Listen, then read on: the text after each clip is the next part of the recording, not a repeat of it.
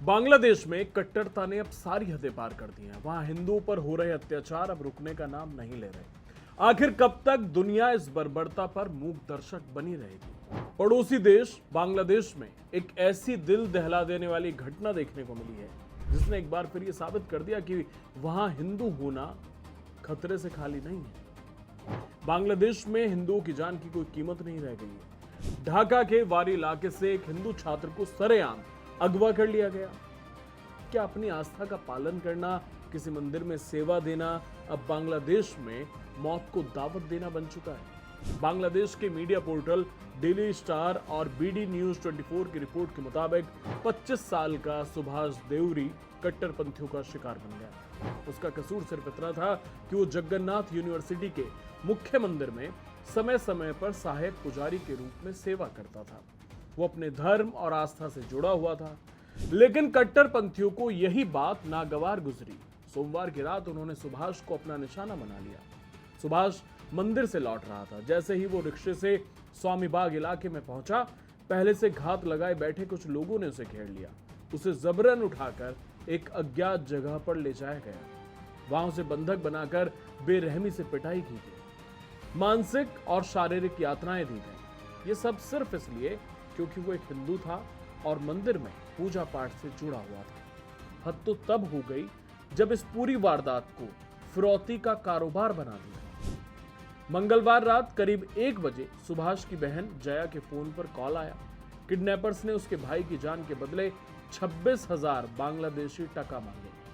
पैसे भेजे जाने के बाद गंभीर रूप से घायल सुभाष को पुराने ढाका की एक सुनसान सड़क पर छोड़ दिया गया। हालांकि पुलिस का कहना है कि सुभाष ने मंगलवार सुबह अपनी जान बचाने के लिए उस इमारत के एक हिस्से से छलांग लगा दी थी जहां उसे बंधक बनाकर रखा गया था।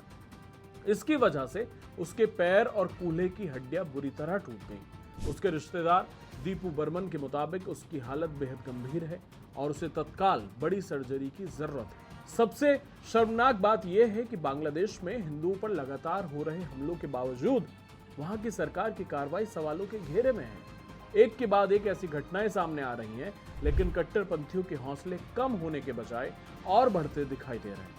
आखिर कब तक बांग्लादेश में हिंदुओं का खून यूं ही बहता रहेगा? कब तक मंदिरों को निशाना बनाया जाएगा और कब तक सिर्फ अपनी आस्था का पालन करने की कीमत लोगों को अपनी जान देकर चुकानी पड़ेगी?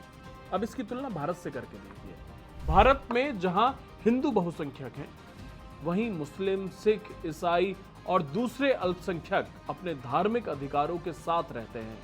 उनके पूजा स्थल सुरक्षित हैं, उनके त्योहार खुलेआम मनाए जाते हैं और उन्हें संवैधानिक संरक्षण प्राप्त है। लेकिन दूसरी तरफ बांग्लादेश और पाकिस्तान में हिंदुओं के मंदिरों पर हमले होते हैं, उनकी महिलाओं पर अत्याचार की खबरें आती हैं और सुभाष जैसे युवाओं को सिर्फ उनकी धार्मिक पहचान की वजह से निशाना बनाया जाता है। अब वक्त सिर्फ चिंता जताने का नहीं है, बल्कि कड़ी कार्रवाई की मांग करने का है।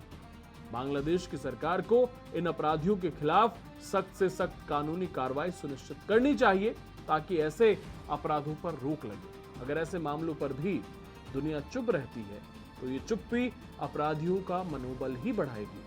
आप इस पूरे मामले पर क्या सोचते हैं? भारत सरकार को लेकर क्या सोचते हैं कि भारत सरकार को बांग्लादेश में हो रहे अत्याचारों पर क्या रुख अपनाना चाहिए? वो भी आप हमें कमेंट बॉक्स में बताएं। चैनल सब्सक्राइब करना ना भूलें।